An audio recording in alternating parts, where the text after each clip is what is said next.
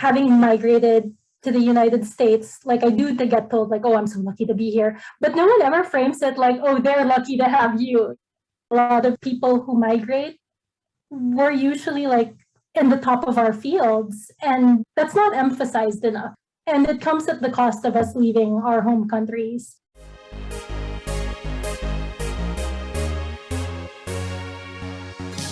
Hi everyone, it's Jo. You're listening to Occupational Hazards, a series of candid conversations with some of the most inspiring people I know as they share their path to finding their calling and all the gritty realities of their jobs. Whether you want to demystify your dream job or are someone like me who enjoys getting a peek into other people's work lives, then this is the podcast for you. Our next guest is in the business of providing care, while also raising thought-provoking questions with her writing, thereby giving voice to a community of healthcare and migrant workers. Irene Sarmiento is a writer, former college professor, and occupational therapist based in the US. She holds a Bachelor of Science in Occupational Therapy, cum laude, from the University of the Philippines Manila, or UPM, specifically their College of Allied Medical Professions, or CAMP. They gave her an award for outstanding research, and she also won the University of the Philippines Manila Foundation Award for Outstanding Artist. She's also received recognition for excellence in pediatric rehabilitation from the Department of Rehabilitation Medicine at Philippine General Hospital. Irene topped the Philippine Occupational Therapy board exam and has worked in various settings in the Philippines and in the States, including academia, long-term acute care, skilled nursing facilities, home health, and several pediatric outpatient clinics.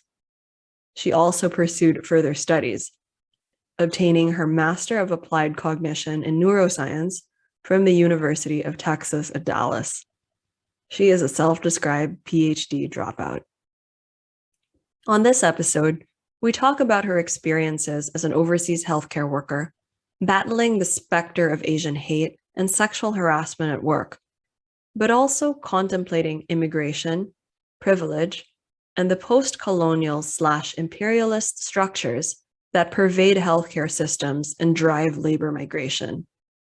We also touch on systemic issues for healthcare workers in the Philippines, i.e., how does one continue to provide care when no one is taking care of you?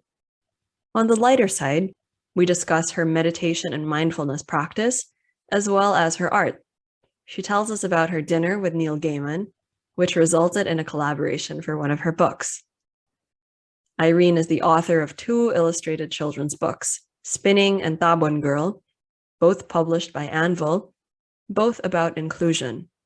Her writing has garnered awards from the Palanca Memorial Foundation. She won both grand prizes, Philippines Free Press, Philippine Graphic/Fiction Awards, and Stories to Change the World. Irene is also a contributor to Rappler, and we've included all the articles we discussed in this interview in the show notes. This episode is dedicated to those who welcome outsiders to cliques, crews, and countries with open arms and open minds. And now here's Irene to tell us all of her stories. Hi, Irene. Hi, Jo. How are you doing? So far, so good. Okay. Yeah. I was hoping I wouldn't have to ask this question anymore, like in season 2 of the pod. But I've been asking all my guests, because I thought it would be over by now, but I've been asking all my guests kind of where they are in their pandemic arc. And I don't know, do you want to talk about that as far as, being a healthcare worker on the front lines, your occupational therapy, or even as a writer, like what the past few months have been like for you? Well, the past few months have been like a bit of a roller coaster, but right now, just at this moment in the pandemic arc, I'm trying to maintain a stable, balanced internal environment while staying safe when I go out for work and such. So it's really been about equilibrium for me at this point. Yeah, that's so important. I think I like that equilibrium and kind of managing your internal state, which I think is so important, especially if we can't control the external environment. Exactly. Yeah. You wrote a couple of articles in Rappler that I actually wanted to talk about before we dived into the specifics of your profession, because I think along the way it will reveal something about your journey, right? You wrote something that was so topical in around May, or you published an article talking about Asian hate and your experience of that as a healthcare worker. Would you like to talk a little bit about the factors that led you to write about this and what the response to that piece was? Because I had a visceral response, but I'm just curious what your, no, I was so moved by it. That's actually one of the reasons I reached out to you, because I mean, what a great story. But do you think you could tell us a little bit about it? I'll link to it in the show notes also. It's just, I think that encapsulates kind of something you grappled with also along, I guess, the pandemic. Definitely. And yeah, I wouldn't have put it out there if I didn't think it was relevant or that it would reach people and maybe even help people. So, the details of what happened are in the article. It's called Paper Tiger, Real Tiger. And it was about my experience of, I'm going to say, perceived Asian hate, because if you read the article, it's like a lot of what happened was indirect. And then there were some direct episodes that happened, but this was like before the term Asian hate was coined. So yeah, it was just basically about my experience as a healthcare worker and being out there at a time when there was so much negative sentiment directed towards Asian people.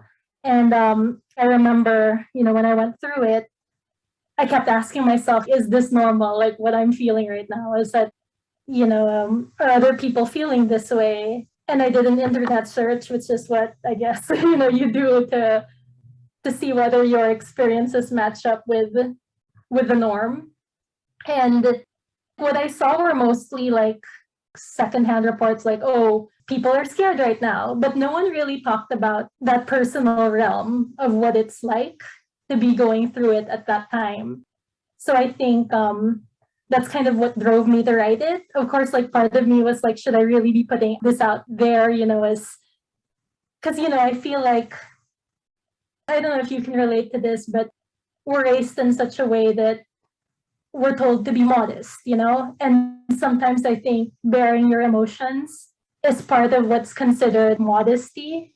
So I think I grappled with that quite a bit. Like, should I be talking about this? Because this is my heart, and it's not really, like, yeah, will it help? That was the other thing that I kept asking myself, or is it just something that people will read and think, oh, she's exaggerating, or, this isn't real. Yeah. And yeah, so I think overall, the reception was, I'm not going to say good, but it was like received like in such a way that, because like Rappler post how people responded to it. So it made people sad. Like I think that's what. Oh, the mood meter. Oh no. Yeah. How it does that. So I think in a way, I think like just evoking emotion is something that's important.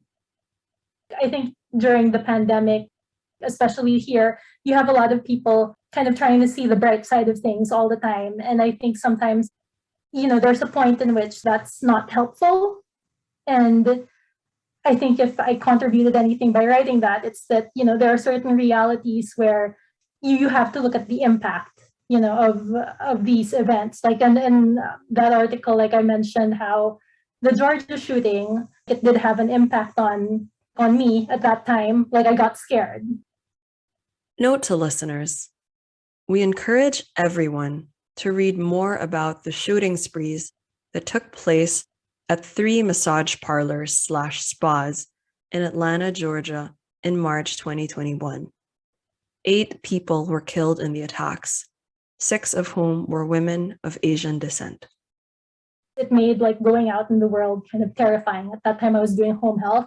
I mean, one thing I wanted to mention, because if you don't mind, because I think we talked about, you mentioned the Georgia incident where, trigger warning for people listening, but I mean, I think most people have seen the news, but a white gunman massacred some Asian I think it was a massage spa. Yeah. Okay. So a massage spa, he murdered them kind of to remove temptation, or that's, the reason he gave. But obviously it was tagged as a hate crime, but also I think brought up a lot of conversations about the way in which Asian women, especially, have been fetishized, sexualized, and thus devalued by media and society as a whole. Mm. And I think it was so powerful for me because you drew that link between not just being a healthcare worker, but being like an Asian female interacting with people you were supposed to give healthcare services to, who actually sometimes gave or what could be perceived as unwanted sexual advances, making comments on where you were from, you know, the what stuck out to me the most was I don't want to spoil the article because it was the experience of reading it was like a There's that. 1-2 punch. But I hope you don't mind. I'm going to mention one line that stood out. And when you told, one old white man that you were from the Philippines and he was asking where you're from, he was like, "Oh, the Philippines is America's whorehouse." So Yeah, that happened. lines like that, or hey, or when you were helping the elderly people bathe, and they were like, "Are you going to get into the shower with me?" I mean, that's not only is it like harassment, but it's also, I just can't imagine how mentally, physically, emotionally taxing that was for you, on top of seeing these incidents in the headlines, because at what point do these unwanted advances cross over into something that's actually life threatening? So I think you brought up, I mean, we're not going to resolve this on this pod right now, but I think No. what I wanted to discuss was how you captured those feelings and that experience kind of so beautifully. And I just thought it was amazing how you were able to use both of your, because you have kind of you have two roles, right? Or two professional roles, right? One is occupational therapist, one is writer, and you were able to like meld both of them and kind of create something that had such an emotional impact, at least for me. And I would imagine for a lot of the other readers, because you were right, they're able to click on Rappler's mood meter and you could see immediately how the article made them feel. So I think majority of the readers of that piece clicked that it made them sad. So yeah, that was I thought it was really powerful, and I'll link to it. And listeners, you should read the piece if you can. And actually, one thing that came out in the piece, I didn't know the numbers were this bad. I'd seen indications in the UK. We interviewed somebody on the pod last season who did kind of a tribute. He was a theater actor who did a tribute to the nurses in the UK healthcare system who have been disproportionately affected by COVID. Though they're only like a small percent of the labor force, they represent the largest percentage of COVID deaths. And you actually brought that stat out in your article. This is for I think America, right? So Yes. for national, so I knew the UK numbers, but then I saw the American numbers in your piece because you're based in the States. And it said, according to National Nurses United, 31.5% of the nurses that have died of COVID-19 or related complications are Filipino or Filipino origin. But even though they're 31.5 or let's say 32% of the deaths, they actually only represent 4% of the registered nurses in the system. So I guess there's this question of who does the system value? Who does the system deem kind of okay to be a casualty / disposable in this war against COVID? Or why are predominantly people of a certain origin being affected by this, even though they're not majority of the workforce? So there's this whole your piece, aside from bringing up questions about the way women are depicted in society and the immigrant experience and all of this, also there were also questions about unseen cost that's not being reported in the media, and like who is actually kind of being affected, right, by the pandemic. So I thought that was really interesting because you followed it up with another piece about the Filipino. You addressed another piece that you wrote in Rappler to the Filipino healthcare worker. Correct. Yes. Do you want to talk about what led to that? No, because I just want to talk about some of the recent works you published before we dive into like how you got into writing and your occupational therapy. But your most recent pieces were extremely moving.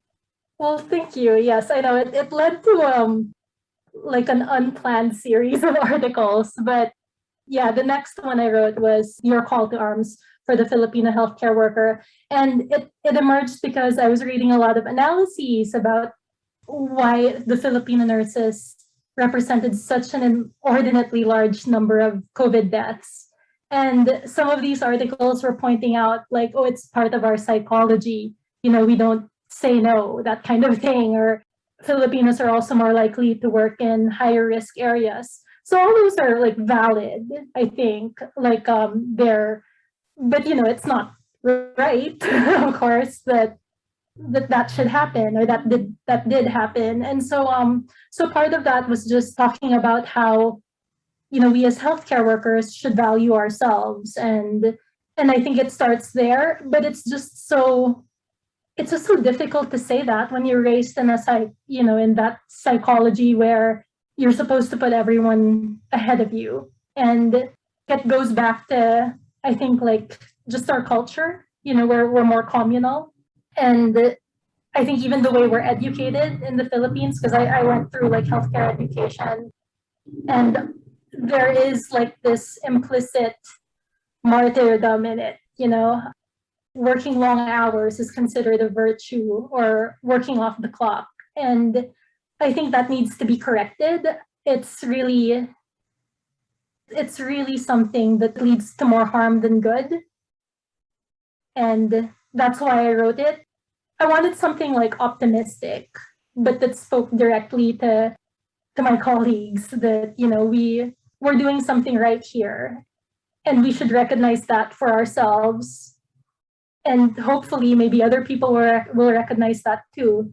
But in the meantime, I think we should just, like, I think, try to draw some focus inward.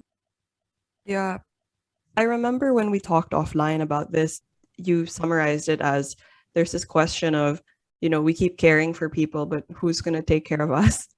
And Exactly. yeah, that was, I mean, we could have a whole other conversation about kind of the failings of the system in various countries, but yeah, that's not the scope of today's discussion. But one thing that really struck me actually about that article, again, I'm trying not to spoil it, but I'm just going to cite some lines that stood out to me, or themes that stood out to me. You mentioned this question of utang na loob, or a debt of gratitude, right? Which is so prevalent in Filipino culture. And you mentioned that when you went to school because you went to UP, right, the state school, or the state university, you know, premier state university in our country.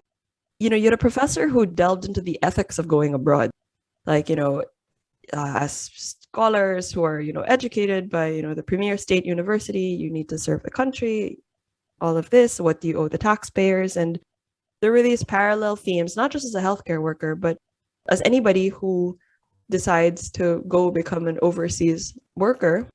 You know, we call them, I guess the more colloquial term would be like OFWs, or overseas Filipino workers, to those who are not familiar. But to anyone who becomes an OFW or a migrant worker, right? You know, you talked about sitting in that classroom as a university student, feeling like you were being guilted for choices that none of you had made yet. So there's this question about the ethics of going abroad. What do you owe the country, as well as, like, you know, you don't say this way, but this was my take on it. It was like, at what point does utang na loob become kind of damaging to oneself if, you know, you're expected to, it's like the giving tree, right? You just give and give and give until there's nothing left, when maybe the system is not giving back or taking care of you. So, or at what point do you put the well-being of others ahead of your own, to the point that that's maybe not a sustainable choice? So these are all things that I thought about. And you're right, you know, in the culture, even if you're not necessarily working a certain profession, or even if you're not a migrant worker, I mean, just again, it goes back to like the role of women, and, you know, what is expected of yeah, it goes back to what is kind of expected, I think of women, and especially in the society in which we were raised. And yeah, it just brought up all these questions. And I think that's the power of writing. Like, I didn't have an answer to any of these questions, but they were all running through my mind. And I said, my goodness, I want to talk about this, you know, with the writer, or talk about like what was her inspiration. So what was the response to that? Did you see, like, was it also sad in the mood meter when you published that? I think there was more inspiration to it, because I saw it like reposted elsewhere, like for OFWs. So that was pretty encouraging. Yeah, I think some of my friends, because like I don't get the numbers from Rappler. Like that's like all I see is the mood meter, and then all I see are like how my friends react like on social media, and a lot of them did respond positively to it. Yeah, because we all went through that. So that's like I think I'm at the point in my career where I've been in the States long enough and I can ask myself, what have I gained and what have I lost? And how can I impart what I've learned to people who have similar plans as I've had? So like I think that's where I am in terms of my role as a writer and as a therapist. I know a lot of people, like we have, like in the Philippines, we just have like a massive population that goes abroad. I think it's 10%. I don't know about right now, but I know it's something like there's millions of like Filipinos working abroad. So I've been thinking about like how to communicate certain things that I've learned to those who have similar plans. Speaking of plans, do you think you tell me about what did you want to be when you were little, and did you ever plan that things would unfold this way as far as, where you ended up staying, and then also what the field that you entered? Can you talk about kind of how you got into it, and was this something that you had envisioned when you were younger? So I actually have an article about that coming out maybe in a week or so.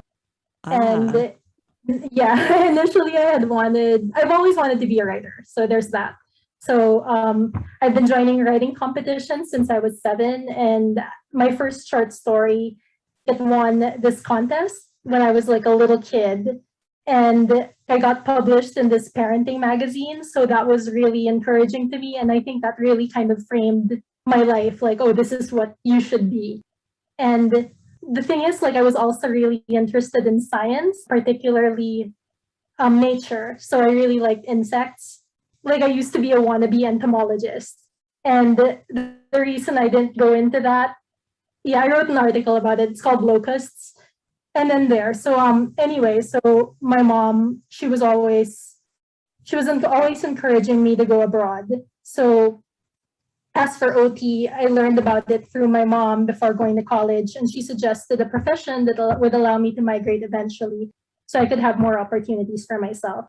At that time, like I'd never heard of OT. So I served like a family friend at a pediatric clinic somewhere south of Metro Manila. And when I applied for the OT program at the University of the Philippines, I was thinking that if I didn't like it, I could always transfer out. But once I was in, I found the environment and the professors so supportive and nurturing that I decided I was a good fit for it. So I also had the kindest classmates who always wanted to do right by everyone. And I think that really kept me going. Like, that's the thing about our healthcare culture too. I think a lot of people there really have not just good hearts, but great hearts. And looking back at it, if anything, it made me like a better writer, being around such good people and just learning about, like, you learn about humanity in a different way when you're directly helping them, I think.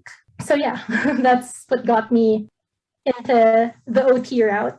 But where did the Master of Science in Applied Cognition and Neurosciences come in? Like, at what point did you decide to do that?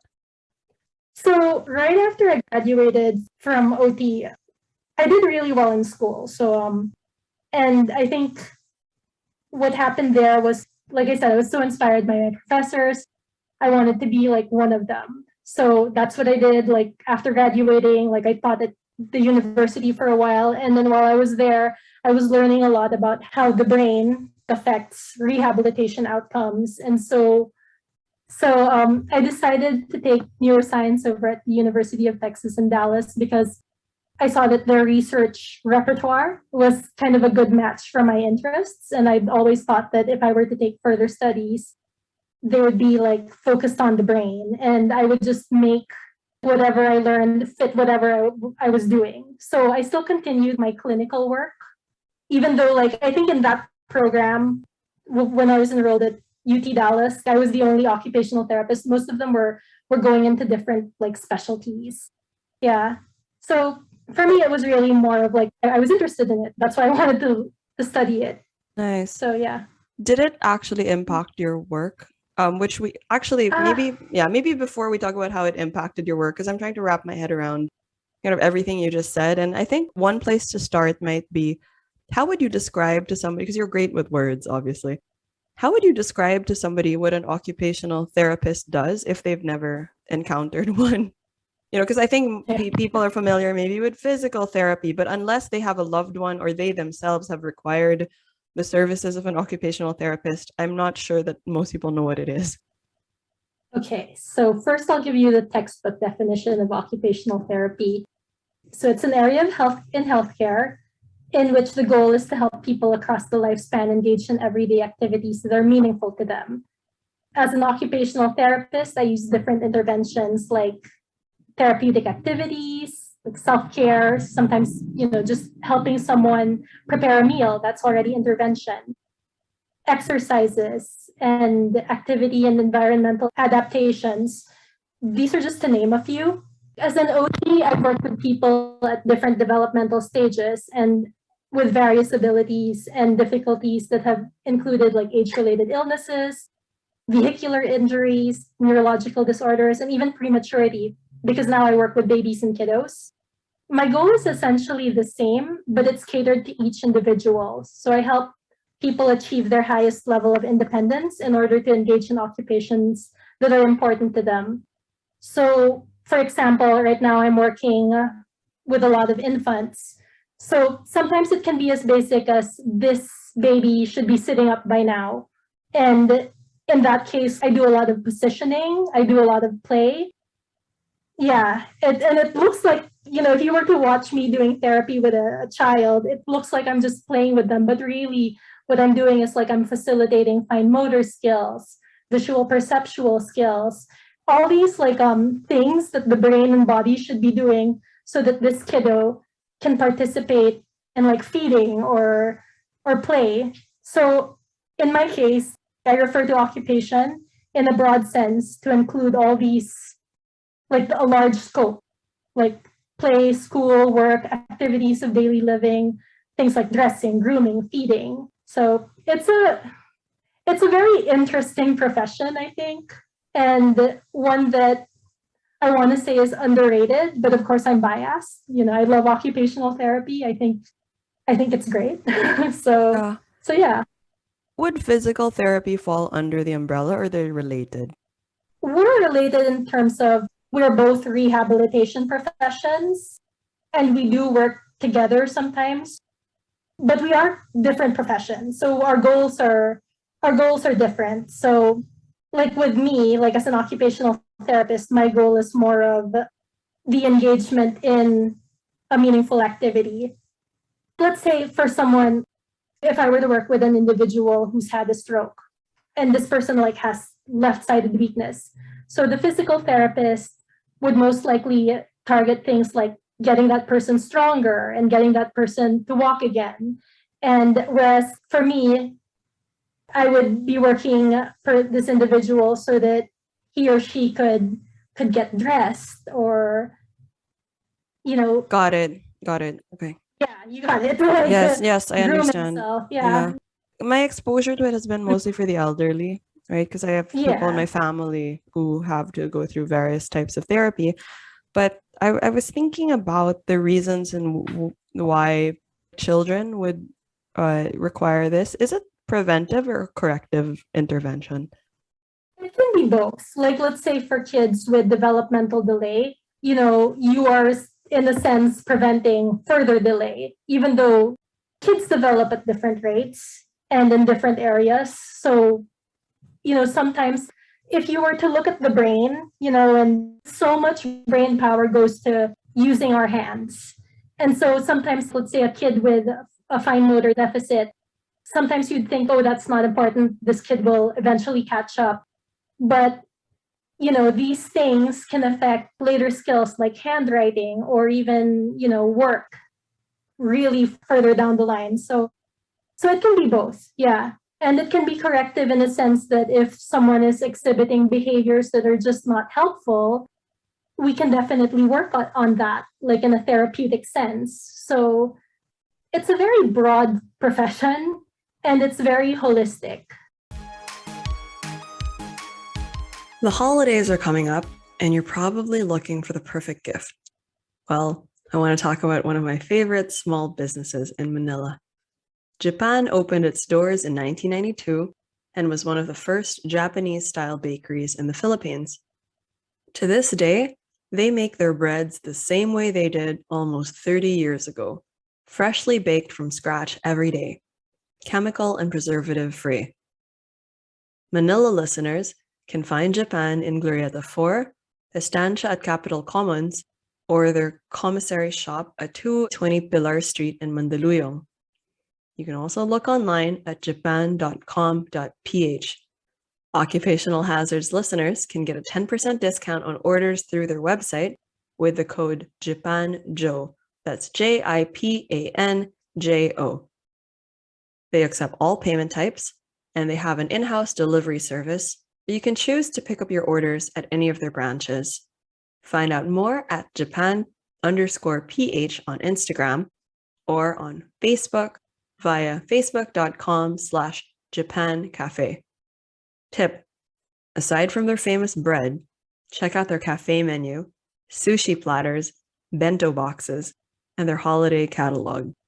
We're talking rum cake, fruit cake, pound cake, cookies, holiday baskets, and my personal favorite, their DIY gingerbread houses, the perfect activity for the little ones in your life. And now back to our episode with Irene, who also works with little ones, or as she calls them, kiddos. Yeah, so going back to the original question, which was how did the master's degree in Applied Cognition and Neuroscience help what you're doing? I see the link, but I guess a follow-up to that is also, do you think it's valued? Like, how many people in your profession actually go on and take a degree like that? And I guess, is it something that's appreciated in the workplace and by the clients or I don't know, by the system itself? I would say it was more of a personal goal, I think. So, I mean, people are definitely, like when I've gone on interviews, they've expressed being impressed by, like, oh, you've studied neuroscience. That's so great. That's so interesting. But in terms of actually being hired as an occupational therapist, what people really look at, you know, my license and my references. But in terms of, like, I think it would help more if I were to work in academia. Like, it helps me personally because I think the neuroscience degree really helped me develop critical reading skills for very specific scientific articles. So it's really, that was more of a personal achievement for me. And I could have maybe done further studies in occupational therapy, but I wanted to study something where I could have generalizable skills. So the neuroscience degree really helped with that because it was a very research-oriented program, and it taught me a lot in terms of how to, I'm not going to say how to think, but more of how to ask questions when you're looking at research. That's so important. Can I just say, I think not just for your profession, but everybody, especially now that everyone has suddenly become like a healthcare expert. Oh, yeah. In addition to a public policy expert. Yes, I think that is a skill that all of us could benefit from. So more power to you for trying to develop it. Critical thinking, critical reading, being able to distinguish kind of, because there's scholarly articles and there are scholarly articles. And it's not enough for someone, with a degree to publish something and suddenly it becomes gospel truth with a separate topic. So you talked a bit about teaching earlier. Can you talk more about what subject did you teach or what courses did you teach? And then how does that also affect your work now? Because you're actually kind of teaching your patients how to do things, right? Of course, yes. So in the sense, I'm always teaching. Back when I was with the University of the Philippines, I taught a lot of occupational therapy majors. I taught some units in anatomy. The way they do it there is when you're newer faculty, you get like a higher teaching load. So that's so that the more senior faculty can focus on more like administrative roles and research roles. So I got a lot of that experience. And it would change like once in a while. Like I think I was there maybe 5 years. So my subjects would, like I would try to keep the same units. Let's say if it was like OT 101, I'd want to just teach whatever unit that is in, or whatever like specific topic, like history of occupational therapy, that kind of thing. But it wouldn't always work out that way. So I think what that experience gave me, I want to say it helped me build some confidence, and it definitely, like, I was also assigned some clinical supervision work, and that also involved a lot of like teaching families and then teaching my students how to teach families. So yeah, a lot of that stuff. Okay. It's like it all came together. Because even the writing Somehow. even the writing I feel is very instructive in a way. Like all these Right. the way you write, it actually is similar to how some professors will Socratically mold their students, to consider broader questions. I think there's this underlying theme of also kind of sharing knowledge or imparting, point of view to mold the way we think that kind of underpins all your work. So hats off to you. What would you say is your favorite part about what you do? You can talk about writing or the occupational therapy or both. Okay, I'm going to talk about both. I like how my work allows me to be creative. So, as an occupational therapist and a writer, I love individual narratives as they relate to the bigger picture. And as an OT, part of my job is considering each client's story. So we are very holistic in our approach, meaning we also consider how the person's environment contributes to the performance or non-performance of a certain activity. And I love seeing my clients improve and actually achieve their goals, even if it's something as simple as being able to take a shower as independently as possible. Yeah. That's a really nice thematically. What would be your least favorite part of what you do? Well, I talk about this in one of my articles, but there are always going to be patients who can be rude or lash out because I'm seeing them at their moments of weakness. And like I said, I wrote an article for Rappler about how I encountered some sexual comments from patients on the job. I wouldn't necessarily consider that as part of the job, though. And it was definitely unfortunate to have happened. Currently, I'm working with children in their homes, and it makes me feel like I'm part of the community that I'm inhabiting to be able to go and contribute to the health of its residents. I don't think it's particularly glamorous to drive from house to house in my scrubs and work with the kiddos and write notes at the end of the day. So this isn't for everyone. It's not really like it's for me, but for some people, like that's not appealing at all. I could imagine. Yeah, the theme of this pod, right, is occupational hazards. So if you were to, I guess, scare somebody who maybe wasn't sure if this was the path they wanted to pursue, because I'm sure there are many that are looking at their options also, as you once did. I guess there's many ways to engage in the field in which you do. I mean, it doesn't have to be OT, but as far as it relates to OT, you said, how would you fill in this blank? Don't take this job if you blank. I'd say don't be an occupational therapist if you don't think you can deal with people in their most vulnerable states, like compassion fatigue and burnout. These are all things to watch out for. And so it's important to be able to care for yourself as well, like we were talking about earlier. And as this cliche goes, you can't pour from an empty cup. On being a writer, if being alone with your thoughts is torture to you, this may not be your vocation. Yeah.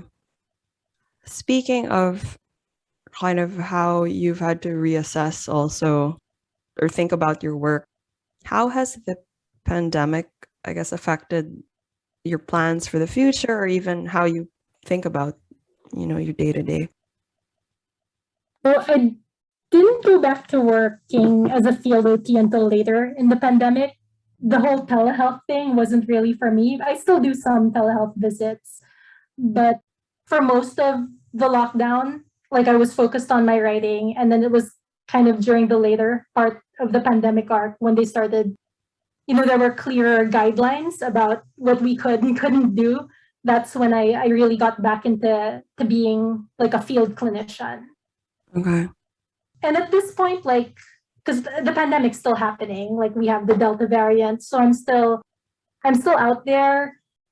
Most companies have like their healthcare workers take extra precautions. Of course, we're still wearing masks, we're still sanitizing stuff like we should, and just being very careful. Yeah. If you could go back in time, this question almost feels indulgent, but I mean, if you could go back in time, would you do anything differently? And I guess in parallel, would you give advice to somebody or to your younger self or somebody who's in your shoes at that time? I've thought about this. I would have made sitting meditation part of a daily routine back when I was in my 20s. I think I would have dealt with drama and perceived life crises with much more grace had I done so.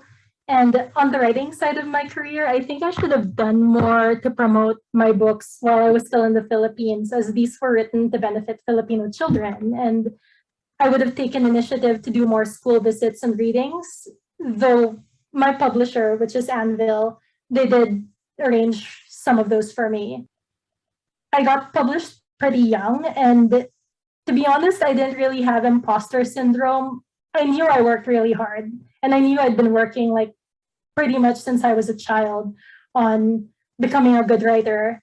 And honestly, what I felt back then was the need to exercise some obligatory humility. And now that I think back to it, it was a cultural trait, but it wasn't really helpful at that time. And then it became like an individual trait. Like I just felt like, oh, I can't promote myself. It's not expected, that kind of thing. But now that I think of it, I should have really pushed. And I'm trying to be better at that. Like I link my books to my articles so that if people like the article, they can check out my children's books. And yeah. Nice. I want to talk about two things actually, or I want to react to two things you said. One was you talked about making meditation a part of your regular routine to kind of cope with all the changes and stress in the world. Maybe because you're in the healthcare field and the question of public health, self-care, all of these things have become very topical during the pandemic. But as far as your holistic health practices, do you think you could share, like, what do you do to keep yourself healthy? Something we can learn from, or just, I don't know. I'm just curious, like, as somebody who works in the field, like, how does somebody responsible for other people's health take care of their own health? I try to do yoga every day, and that's my norm. My natural state is I'm a really clumsy person. Like I'm very awkward. And I think just doing yoga makes me aware of my body, my breathing, and just my state of health. And so that's been a really important part of myself at this point. Because if you do it like I've been doing Ashtanga yoga for about 12 years, and it went from being like part of my routine to just like it's almost like it's part of my identity now. Like who does this?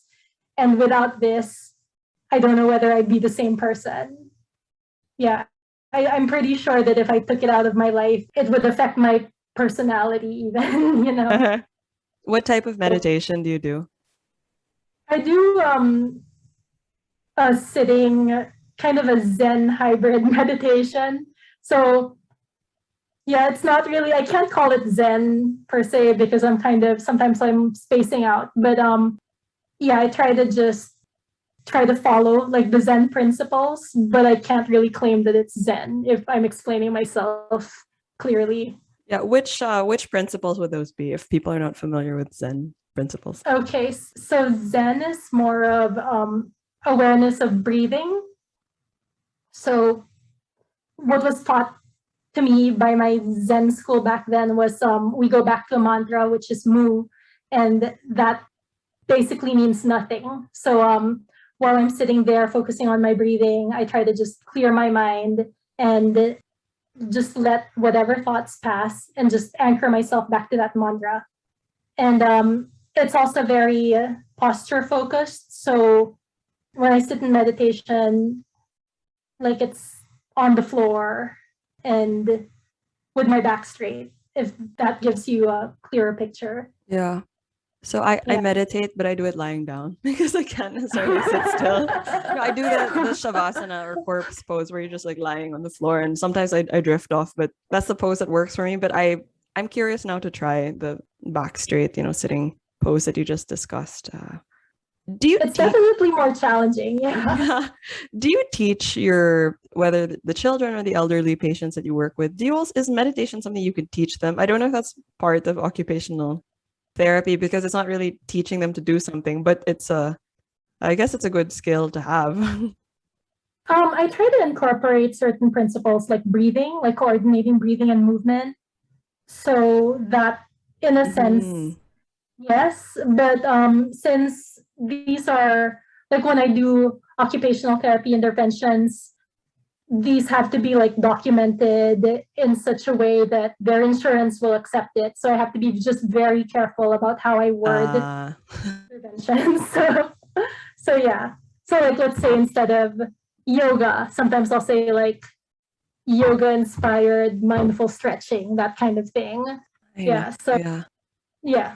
I don't know if it's a Western paradigm, but in India where like yoga originated, right?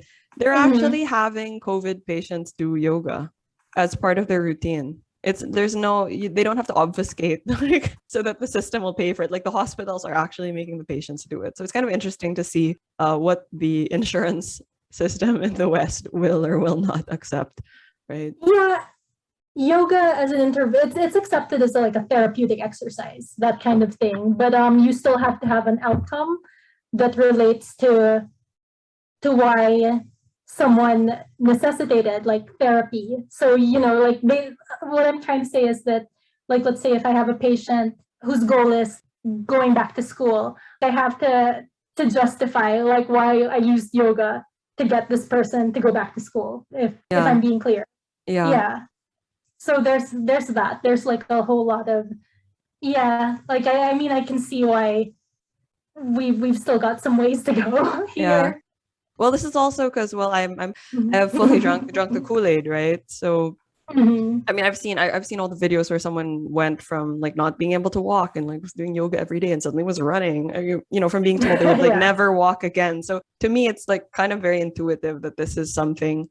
It's just like walking or stretching that kind of would be beneficial to be part of people's daily lives. But anyway, I was just curious about like how the healthcare system processes that, because even here in the Philippines, I don't know if you've heard, but I know some kind of alternative wellness practitioners, and even some of our largest hospitals like this, St. Luke's and whatever, are actually approaching them to integrate that into their treatment program, which it's a whole other discussion, but at least I think minds are more open now that there's, again, focus on holistic health and things that you can do things that are more preventive than corrective, right?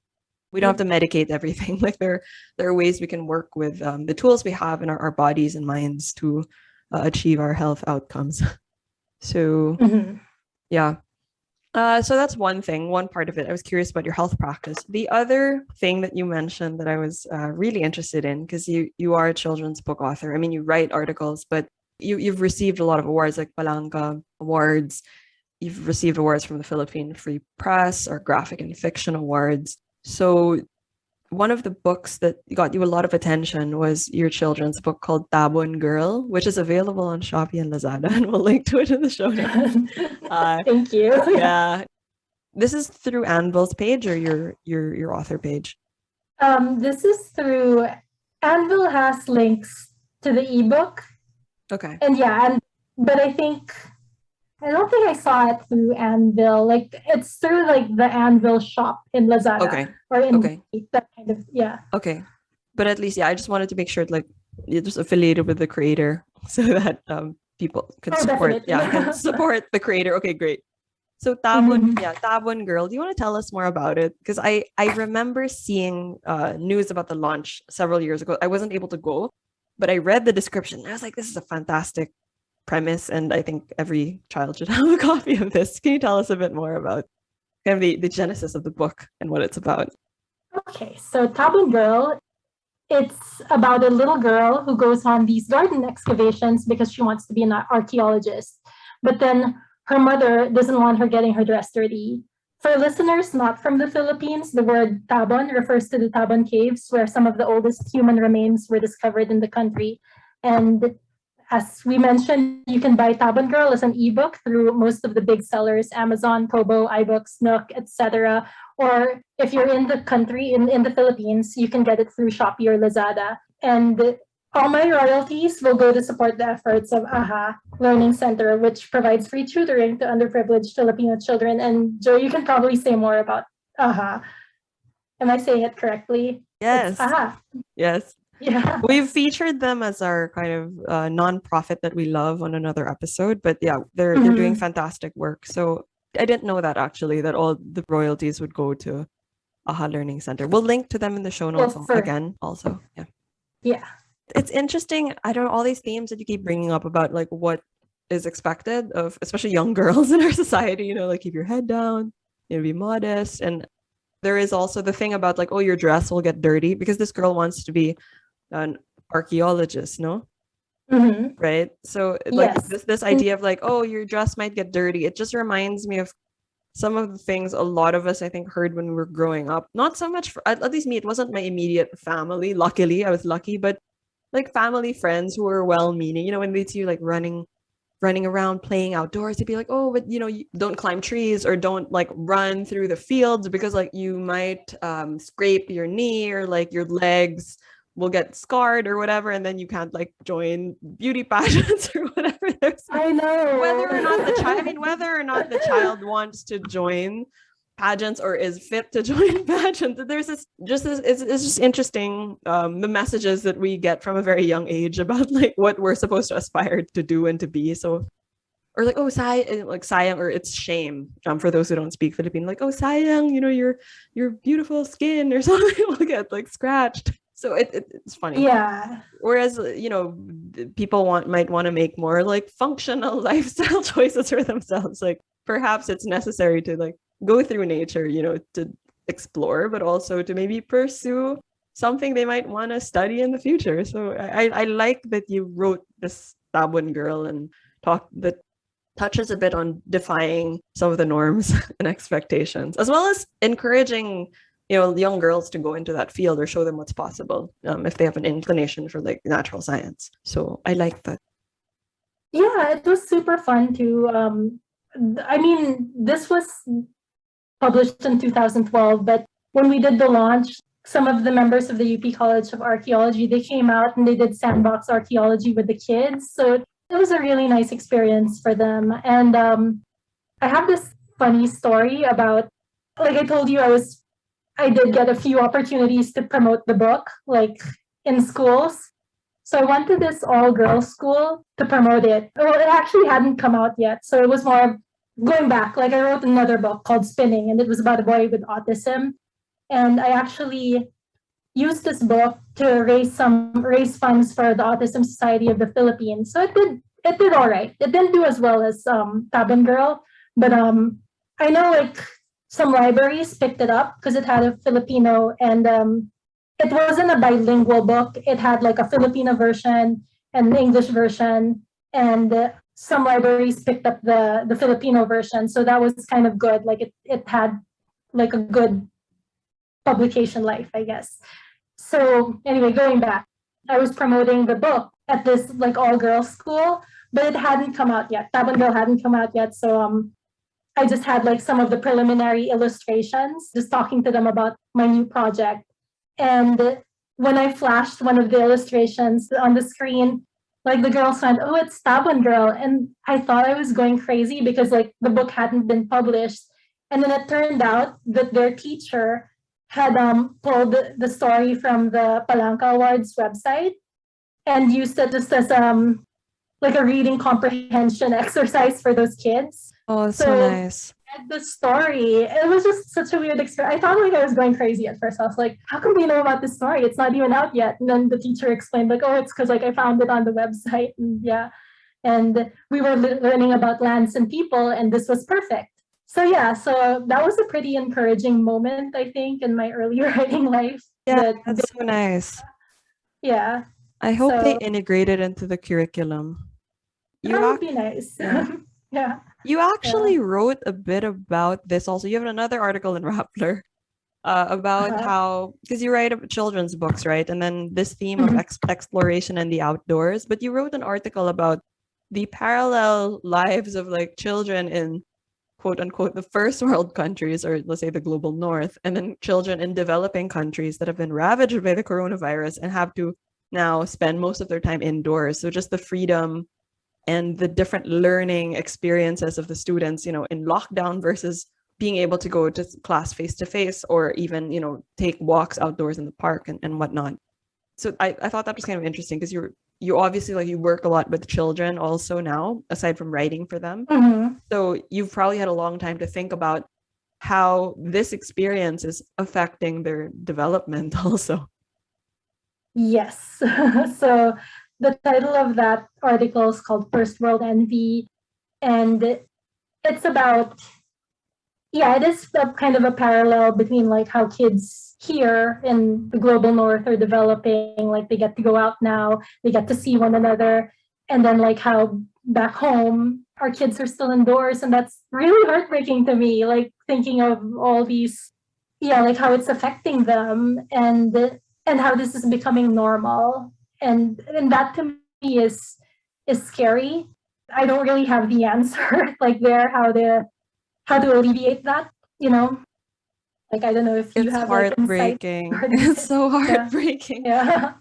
So I'm acquainted with people in the community, and I think they're doing a tremendous job coping with all the changes that have come their way. The nature of education has really shifted, but I think there's a lot of people that are not being addressed by the system. So the people that had to say drop out, enrollment, I think now is only at like 10% of what it was That's insane. pre-pandemic along some in some grade levels. I don't know if that's across the board. I'll have to look up the stat. And there are talks about people who are looking like further down the line are talking about like this lost generation, at least within a certain socioeconomic bracket, you know, those who can't afford to go online, can't afford to, to don't have laptops and tablets and all of this stuff. Note to listeners, I stand corrected. It's not that there are only 10% of students remaining in the system, it's that at least 10% have dropped out of the system. So K through 12 enrollment in both public and private schools was roughly 10% less for school year 2020 to 2021 compared to the previous school year, 2019 to 2020. Now, there are some Department of Education estimates that place the dropout rate at 15 to 20% as of February 2021. This does not include students who enrolled but are not actively attending classes at that time. Anyway, at the time this episode was released, there has been some progress. There are some face-to-face pilots being rolled out in classrooms nationwide here in the Philippines, but the majority of students are still attending classes online. Now, it remains to be seen the actual effect that pandemic uncertainties will have had on enrollment for school year 2021 to 2022. We'll probably have to wait next year for the numbers to be released. We put a few links in our show notes if you want to read more about the issue. When you talk about the parallels of first world versus, in the Philippines, one thing that came to mind was also that in the Philippines itself, seeing just the divide, there is like a first world Philippines where, private school students or students who have the access to high-speed internet and gadgets and, like facilities, or, they have their own room where they can learn, or do a staycation in some so-and-so's like summer home where they can play outdoors and then attend online classes. That's a whole that's like first world within like the country, right? And then there's the experience of like the 99% that are just struggling to buy load and get internet signal and all of that. And I mean, there are some questions. So, like, I'm not to open a huge can of worms, but there are whole conversations about whether this makes education more inclusive, right? Like whether, rather than maybe, especially at the higher levels, like, oh, instead of requiring you to go to college in person, maybe this would benefit somebody who has to work a part-time job, and then they can do like online classes and whatnot. But the stories I'm seeing are like much earlier in the process, where people are dropping out like before they've even, hit primary school or whatnot, simply because the resources or their communities don't have the resources to send them to school anymore.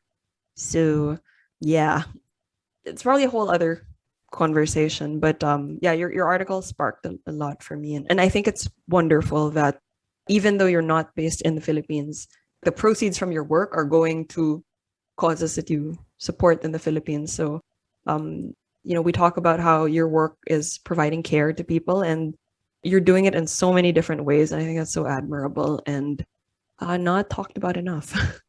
There's so many. I was trying to highlight, the purpose of the pod was really to highlight people that are actually making a difference in their own field, in their own way, and trying to do good in their own spheres of influence, because the news is not so encouraging. So rather than tune into this like the airwaves of despair, I thought I would like to highlight some voices like yours that are actually bringing some hope into corners where there may not be. So thank you for what you're doing. Oh, well, thank you for what you're doing as well, because you're amplifying these voices that otherwise wouldn't necessarily get heard.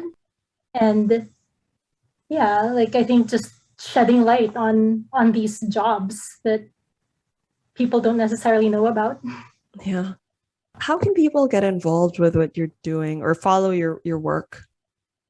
Yeah, you can check out my book, Tabon Girl. That's on the Anvil website. And of course, I have works in Rappler that you could check out as well. That I would appreciate that. And who knows, it might resonate with you. And my goal really, like when I write these things, isn't so I can talk about myself. It's so that maybe you can learn something about yourself as a reader. That I feel like my experience as a healthcare worker, as an immigrant, as a former overseas Filipino worker, it resonates with a lot of people, but we don't have much written about it. And so I'm kind of trying to add to that narrative. Like I know because I've checked too. It's like, well, what are the stories that are out there? They're similar to mine. And because I know statistically, like we've got the numbers, but then somehow we don't have the storylines. Yeah, if that makes sense. Yeah. I think that's why it's so important what you're doing, because you're actually able to not just experience things, but write about these experiences in such a powerful and moving and enlightening way that I think, whether or not, even if somebody's like not from the Philippines, but at least to be able to see someone who's different and empathize with them and understand that experience would go a long way, I think, toward resolving some of the conflicts we have in our world. Just being able to take a walk in somebody else's shoes, right? And understand their experiences.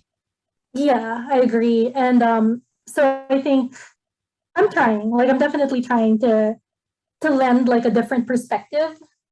I know it's my own, but I like I said, I think I represent a huge number of people who don't get their stories told, and I'm trying to do a good job at it. So yeah, so I'm still working on that. Like definitely, like moving to the States, I realized my powers for consumption have gotten way greater, whether I like it or not. Like it's just the way things are. And I mean, I've been thinking about that like during the pandemic and even before, like what it means to be a consumer and what it means to be a creator. And I think that our ideas are part of that. We talk a lot about products and how to responsibly buy or create products that are sustainable, but we don't really talk about what ideas to put out there and what ideas to consume. Mm-hmm. Yeah, and I think so that's what's important to me right now.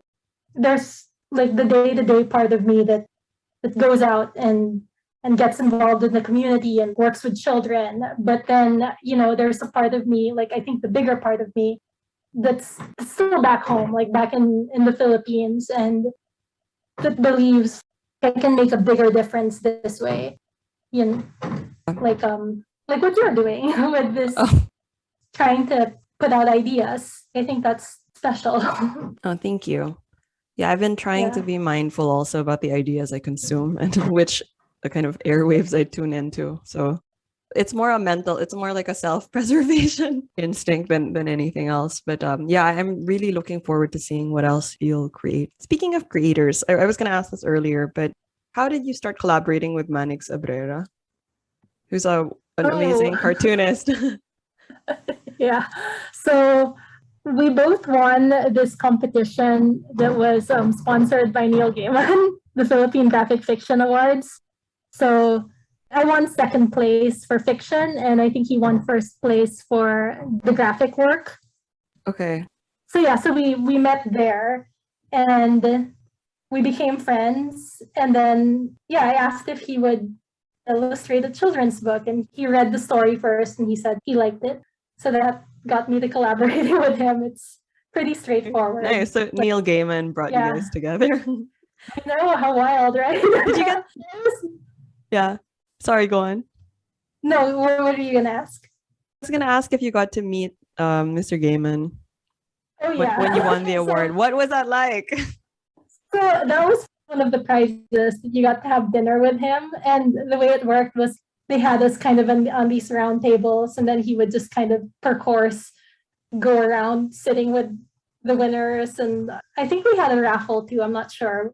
So what happened there was like I won. There were like two parts. Like you had like a popular vote, and then you had like the regular competition. Like I won the popular vote, if that makes any difference. But People's Actually, choice. I know, You're let's the take that people's part champ. out. No, I Yeah. mean you won. You won, right? So you won the award. Yeah, like I won like second place and then first place for popular choice. And I forgot like what that entailed, but I know it's like either way I would have had been one of those who had dinner with Neil Gaiman, and that was pretty cool. Like he went around table to table, very very gracious gentleman, such a cool guy. So like he went to the dinner super late because he was out there signing every autograph. Like I think like the signing was only supposed to be until 6 p.m. and they extended it until like 10 or something. He really wanted to get to every fan. And then some of the wait staff at the restaurant, they brought their books, and then he still signed them, and he was like, oh yeah, this is really, he like took the time to kind of like chit chat a little. Very good to his fans. I So love that he had fans everywhere. That's it's so amazing. insane. Yeah. Yeah. He indulged me too. Like, I don't have kids, but I bought like one of his books. I asked him to like dedicate it to my daughter, and then he did. So that was pretty cool. Yeah. That's So amazing. What a story. yeah. Yeah. Mm, I look forward to seeing what else you will put out into the world, because I think your writing has thus far kind of allowed you to have all these experiences, but I don't know, I'm just fascinated by how you're taking from different facets of your life and what you're experiencing. I guess that's what writers do. And then like processing it and then putting it all together in a way that makes people think, like I said earlier. What I find nice about that experience is also how he brought you guys together. So I'm a fan of Manix's work. I'll link to Tabon Girl so people can kind of see some of the illustrations in the show notes. But it's great that, someone like that, like a creative who's known kind of worldwide, was able to actually uplift other creatives also in other countries. So, and then oh actually yeah. spark collaboration. So, but I think this is something you're doing as well. So you're kind of paying forward the kindness that Mr. Gaiman and paid to you guys. So that's super cool. Yeah, I guess moving on. Speaking of fun stuff, this is normally the part of the interview where we talk about the lightning round, or where we do the lightning Mhm. round. It's just like a quick, first word or phrase that comes to mind. Yeah, like don't think about it too much, but it's more so that we can like get to know a different side of you. But what inspires you, Irene? People who are uplifting, patient, and kind, it's just so much easier to be a downer. So when I meet people or just they just got like great energy. Like I do feel inspired by them, and I'm always like, ooh, I should be more like this person. Oh, nice. What about a work of art that you wish you'd created? I'd say these are more artistic elements. Like I want to be able to create characters like those in Jonathan Franzen's novels. They're sympathetic, yet they're so aggravating. Like, yeah. So, and also Haruki Murakami's short stories, even though what we get are translations, they still have these like universal elements of the human condition that I also wish to capture. So I think for me, exemplars are like his stories Barn Burning and Tony Takitani. Yeah, those are like even when I read them translated in a different, like I read them in Spanish, and they still work. They're still very moving, at least to me. Do you write? And because you mentioned you've written books that came on Filipino and Tagalog. Did you write the Tagalog version or the Filipino version? Oh, okay. No. We have Because I was gonna ask you if you'd also written like in Spanish since you'd read Spanish work. I can read and converse maybe at an intermediate level, but I wouldn't call myself like, I'd say I'm semi-fluent in a functional sense. Okay. But my Tagalog, it's really poor. Like it's cringy, so let's not get into that. Yeah. Okay. What would you say is your proudest achievement? It's not so much a single achievement, but I'm proud of how I'm unafraid to put my voice out there, even though it's not a particularly loud voice. I think I've shown a balanced degree of resilience and vulnerability, and sometimes I think that's what's needed. And yeah, so. Yeah. Do you have a fictional character that you most identify with? I'd like Ripley from the Alien franchise, not so much because but there she is, she's in outer space doing her job. She's also got an orange cat, like at least in the first Alien, while she's trying to keep safe from like the xenomorph that's stalking the crew. I think she's if you think about it, she's just there like working, and then these things come up, and she just kind of, she puts on her badass cap when she needs to. Yeah. But then if you're like really thinking about the Alien movies, it's really like the humans who are snooping around in alien territory. So really it's the people who are the aliens. And I think I can relate to her in that sense as well. Interesting. What about a fictional character that would be your dream partner? Dream partner. Okay, so this is gonna sound kind of weird, but maybe the rat from Ratatouille, but not as a rat, like as a persona, because he's someone who cooks well. He's had it kind of rough, but then he also likes the fine things in life. And he's the type of person, but I'm talking about the rat from Ratatouille, but as a person. Yeah. So he'd take the reins if he needed to take the reins, but then he's not really all about credit. Like he's like, oh yeah, I'll do this for you, and don't worry about me. I think I think the rat from Ratatouille would make a good, but not as a rat. Yeah, you'd be surprised. When I've asked people this question, I've gotten responses that are like Robin Hood, but the fox version. Like people really like the fox version of Disney, like Robin Hood, and it's like Simba from The Lion King. Then there's always a disclaimer, like, but not as animals, like more like this, like what they represent, like spiritually or something. Yeah. So okay, so that's a new one. I haven't heard of that, but no, that's true. He did what he did really well, but he was content to kind of, again, he didn't have to take the credit. It was just doing a good job in itself, or reaching the pinnacle of kind of his craft was like reward in itself, which is kind of nice. Yeah, and all the happiness he brought with his food, it's just so, that would make a really good partner, I think. Yeah. Yeah. Person. For occupational therapy, it's like, because you said you make or you kind of teach people to do regular things like getting dressed. Like, would cooking be one of them? Like how to operate a stove and stuff, or is that too advanced? Yes. Actually, yeah. Like I had a patient who was wheelchair bound, and then I kind of taught her not how to cook, but more of like safe kitchen management from like at wheelchair level, because you do have to maneuver things differently. Like everything, yeah, you kind of have to go into like a lateral workspace and not lift things, like basically not try not to spill anything on yourself. But as far as cooking techniques, like that's beyond my scope of This is how you so yeah, exactly. That's like yeah. Or saute and make a souffle. Okay. How would you like to be remembered, Irene? Well, I want to be survived by my efforts in helping create a culture of compassion. So not necessarily because of like a particular work, but more of like as a body of work, if that makes sense. So what do you I want to be survived by my efforts in helping create a culture of compassion through my body of work. Do you have any recommended reading or viewing?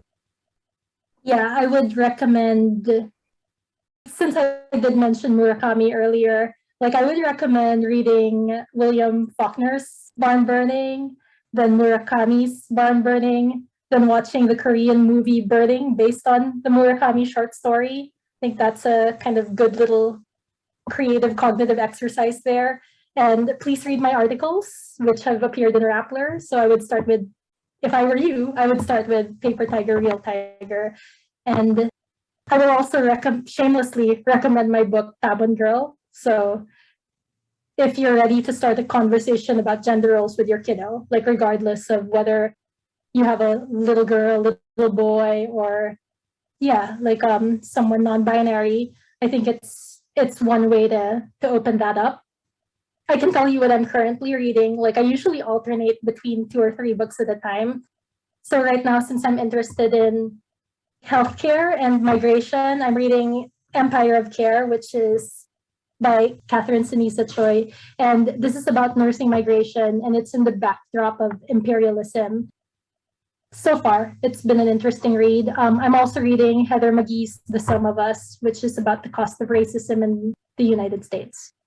Yeah, on a related note, you actually wrote in one of your articles that, people were telling you a lot about, how you're so lucky for this opportunity to like go work in the US, but you said that you did so with this realization that your work was being imported for the lack of a willing kind of American who could do the work. So they're quite like, as it relates to Empire of Care and kind of some of the racist structures, a bit interesting.